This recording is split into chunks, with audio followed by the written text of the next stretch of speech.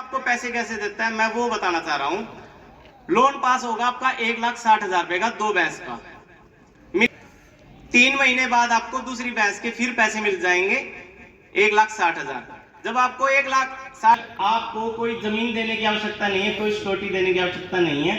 10-20 भैंसों की कोई यूनिट लगाना चाह रहा है तो उसका अमाउंट 1,60,000 से ऊपर चला जाता है, तो उस पड़ेगी जहां आप वो यूनिट लगा रहे हैं उसकी कीमत इतनी होनी चाहिए कम से कम कि आपका जो लोन अमाउंट होगा वो उसके बराबर आ जाए। मतलब 100, एक तो उसका पटानामा लगेगा कि भाई आप कितने साल तक किसकी जमीन को पट्टे पे लेके वो जो प्लांट लगा रहे हैं। एक तो वो चीज, अच्छे रेपुटेटेड इंसान, मतलब जिसका बैंक में अच्छा लेन देन हो, बैंक में खाता हो, उसके पास अच्छा पैसा हो, ऐसे इंसान की आप।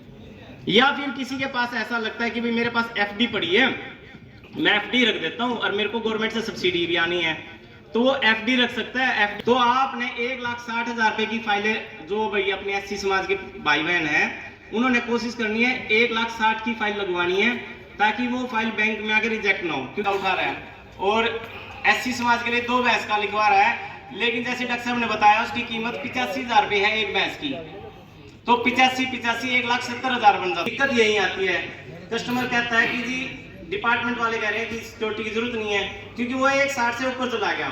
तो आप धन्यवाद डॉक्टर साहब।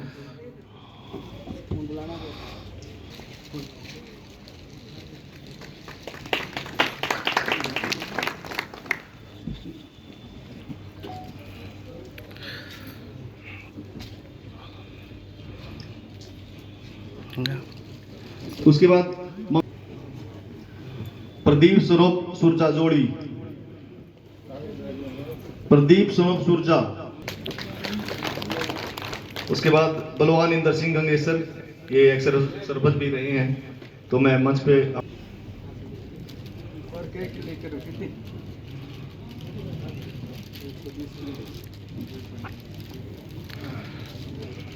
बहुत अच्छा लगा सर, और बहुत अच्छा लगा। हम स्कीमों के बारे में जितना जानेंगे उतना ही अच्छा लगेंगे और कृषि करेंगे ध्यान से, जिससे हमें कोई नुकसान भी नहीं होगा और अच्छी तरह करेंगे। एक ये पशुपालन वाली बहुत अच्छी लगी, और एक ये थी जो ये मुर्गी फार्म, सूर फार्म, इसके बारे में जो हमें बहुत लाभ मिल सकता है, इसके बारे में बहुत अच्छा लगा। बहुत बढ़िया है जी, हमने ज्ञान हो गया इन बातों का, पता नहीं था गांव में रहो तो पता नहीं चलता ना, जाने पर पता चला कि स्कीम चला रखी सरकार ने, क्या क्या फायदा हो सकता हमारा, उनके बारे में अच्छा भाषण दिया डॉक्टर साहब ने।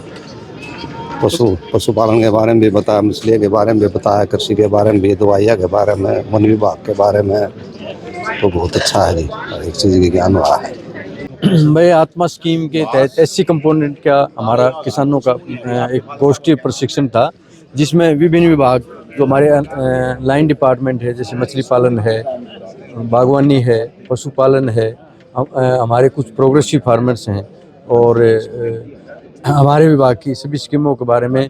और इसके साथ साथ बहुत सी स्कीमें ऐसी हैं जो एससी फार्मर्स हैं जो किसी संसाधन के कारण अपने वो स्टार्टअप नहीं कर पाते, तो बैंक की जितनी भी जो भी स्कीम या आज के टाइम में जो सुविधाएं हैं उनके बारे में विस्तार से आज किसान भाइयों को बताया गया। सर एक आधी स्कीम जैसे कौन स्कीम है जो भाई इसके बारे में ज़्यादातर हम किसान भाई को कहते हैं कि भाई उसके पास ज़मीन कम है, ऐसी फार्मर के पास ज़मीन नहीं है, लेकिन वो ये चाह रहा है भाई खेती करूं, तो जिस तरह अपना मशरूम कल्टीवेशन है, मधुमक्खी, इसी तरह मधुमक्खी पालन है, ये अगर करके तो इन सभी स्कीमों में विभाग के द्वारा असिस्टेंस है।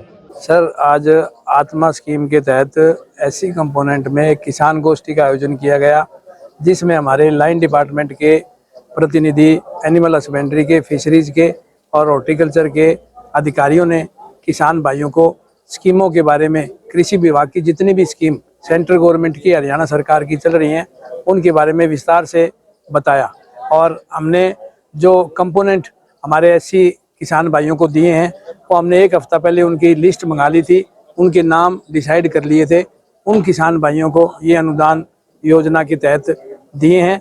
मैं आपके चैनल के माध्यम से भी सभी किसान भाइयों से अनुरोध करूंगा कि जिन किसान भाइयों ने मेरी फसल मेरा ब्यौरा पे रजिस्ट्रेशन नहीं करवाया वो अपना रजिस्ट्रेशन करवा लें, ताकि उनको फसल बेचने में किसी तरह की समस्या का सामना न करना पड़े। सर किस किस तरह की जानकारी दी है?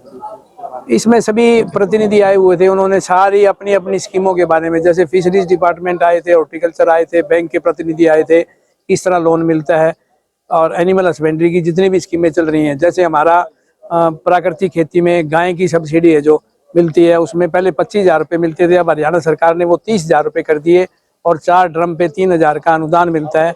इन सारी स्कीमों को विस्तार से किसान भाइयों को बताया गया। तो और भी है, जैसे मेरा फसल मेरा जीरो है और भी कई चीजें हैं, तो उसके बारे में जानकारी दी। हाँ, सभी किसान भाइयों को कृषि विभाग से संबंधित सभी प्रकार की स्कीमों की विशेष रूप से जानकारी दी गई, ताकि जो किसान भाई अंतिम पायदान पे खड़े हैं, जिनको सुविधा अभी तक नहीं मिली, उन किसान भाइयों को ये सुविधा प्रदान की गई है, ताकि वो भी मुख्य धारा में शामिल हो सके। तो इस तरह की गोष्ठी होती रहती है सर? हाँ, इस तरह की गोष्ठी कृषि विभाग द्वारा लगातार करवाई जा रही है।